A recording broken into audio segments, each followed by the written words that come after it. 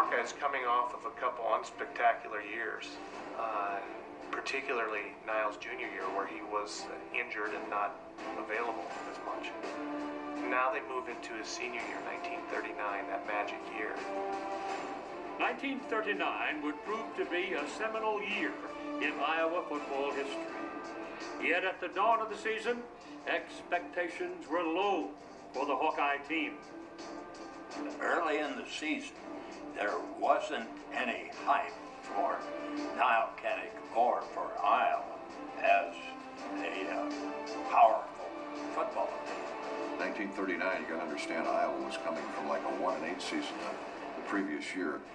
One guy, can he make that kind of a difference? Nile Kinnick certainly did. Coach Anderson turned to Kinnick, his most talented player, to run his new offense.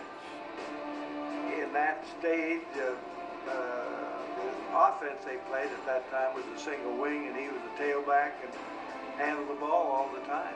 He is the key man. He's like the quarterback is now, only even more so. Kinnick ran with the ball, and wherever the hole was designed to be, well, that's where he would be. Even though he was such a star, he was so modest about it.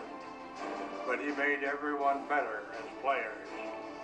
It's one of the most outstanding things about him.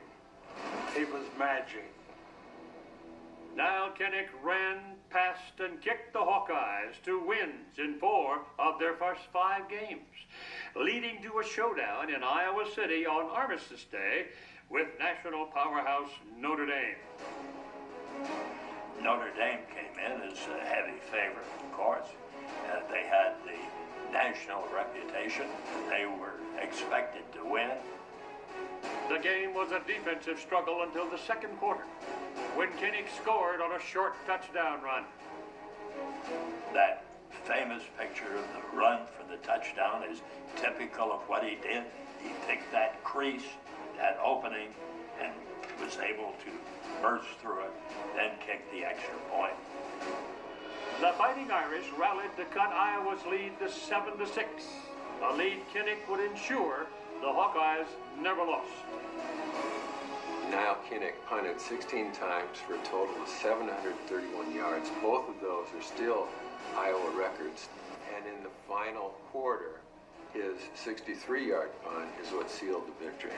How perfect that the game was won by Nile Kinnick. When he scored a touchdown, he kicks the extra point. He kept them pinned down by his phenomenal punting the whole game. Nile Kinnick won that game, and he did it with his entire skill set.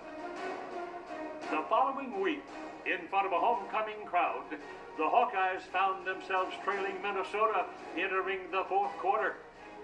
We're behind 9-0. So we need 2 touchdowns, and we got them on the passing of Kinnick. So we win 13-9 in a spectacular fashion. Playing all 60 minutes, Kinnick threw 2 touchdown passes in the final quarter and sealed the win with a late interception. A tie in their final game against Northwestern in a contest that saw Kinnick leave with a separated shoulder left Iowa's final record at 6-1-1. To put in perspective how important he was, his senior year, 1939, he averaged over 20 yards per pass. One-third of his passes went for touchdowns, and he scored 107 of his team's 130 points that season. The fact that he had 8 interceptions his senior year in an 8-game season, and then factor in how often people threw the ball back then as compared to today, that record in itself is phenomenal. During that 1939 year, there was a stretch where Nile Kinnick played 402 consecutive minutes. And think about that. No wonder they called him the Iron Man.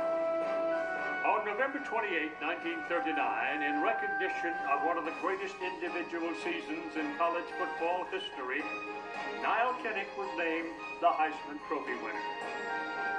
2 games always stand out, Notre Dame and Minnesota. A period of 10 days in which Iowa not only became a national team with 2 wins, but in that short period of time, Iowa and Kinnick got enough publicity that he became the Heisman Trophy winner for what he had done for this team. People are so impressed by him and his accomplishments, not only on the field, but him personally. He is voted the Male Athlete of the Year, ahead of Joe DiMaggio, not a bad season for him, Joe Louis, and Byron Nelson in golf. He outshines them all that year.